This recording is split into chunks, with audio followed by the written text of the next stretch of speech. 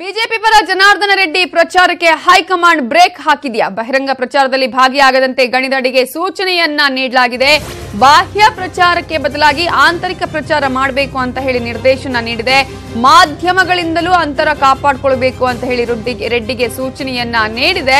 ರೆಡ್ಡಿ ಪ್ರಚಾರದಿಂದ ಅಂತರ ಕಾಯ್ದುಕೊಳ್ಳಲು ರಾಜ್ಯ ನಾಯಕರಿಗೆ ಸೂಚನೆ ನೀಡಿದ್ದು ಪಕ್ಷದ ಸೂಚನೆ ಪಾಲಿಸುವುದಾಗಿ ಭರವಸೆಯನ್ನ ಕೊಟ್ಟಿದ್ದಾರೆ ಗಾಲಿ ಜನಾರ್ದನ ರೆಡ್ಡಿ.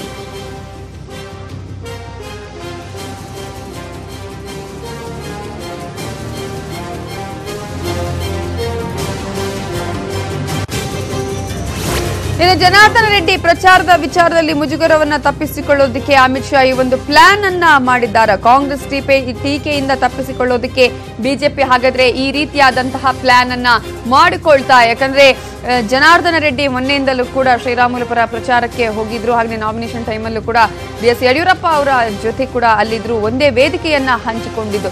ಇದು ಸಾಕಷ್ಟು ಟೀಕೆಗೆ ಕೂಡ ಕಾರಣ ಆಗಿತ್ತು. ಕಾಂಗ್ರೆಸ್ನ ಅಸ್ತ್ರಕ್ಕೆ ಇದು ಕೂಡ ಒಂದು ವಿಷಯ ಆಗಿತ್ತು.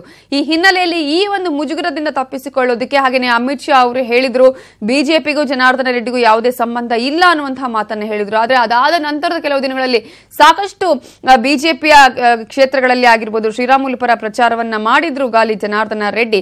ಈ ಹಿನ್ನೆಲೆಯಲ್ಲಿ ಈ ಒಂದು ಮುಜುಗರವನ್ನ ತಪ್ಪಿಸಿಕೊಳ್ಳೋದಕ್ಕೆ ಹಾಗಾದ್ರೆ ಬಿಜೆಪಿ ಈ ಪ್ಲಾನ್ ಅನ್ನ ಮಾಡ್ಕೊಳ್ತಾ, ಕಾಂಗ್ರೆಸ್ ಟೀಕೆಯಿಂದ ತಪ್ಪಿಸಿಕೊಳ್ಳೋದಕ್ಕೆ ಈ ಪ್ಲಾನ್ ಅನ್ನ ಮಾಡ್ತಾ ಬಿಜೆಪಿ ಅನ್ನುವಂಥದ್ದು.